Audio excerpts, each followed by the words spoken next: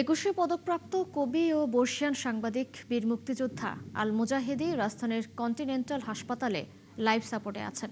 তিনি এখন জীবন মৃত্যুর সন্ধিক্ষণে রয়েছেন। পরিবারের সদস্যরা জানান, বুধবার বেলা 12টার দিকে তার হার্ট অ্যাটাক হয়। শারীরিক অবস্থার অবনতি হলে সংকটাপন্ন অবস্থায় তাকে ক্রিসেন্ট হাসপাতাল থেকে কন্টিনেন্টাল হাসপাতালে নেওয়া হয়। চিকিৎসকরা জানান, তার শরীরের গুরুত্বপূর্ণ একাধিক অঙ্গ প্রত্যঙ্গ ঠিকভাবে কাজ করছে না। প্রেম, জীবন ও মৃত্তিকা আল মুজাহিদির কবিতার মূল বিষয়। কবিতা, ছোট গল্প, উপন্যাস, অনুবাদ ও শিশু কিশোর মিলিয়ে তার গ্রন্থ সংখ্যা প্রায় 100।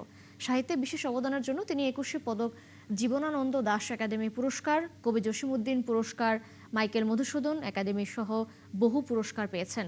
দৈনিক ইত্তেফাকে তিনি দীর্ঘদিন সাহিত্য সম্পাদক ও জ্যেষ্ঠ সহকারী সম্পাদকের দায়িত্ব পালন করেন।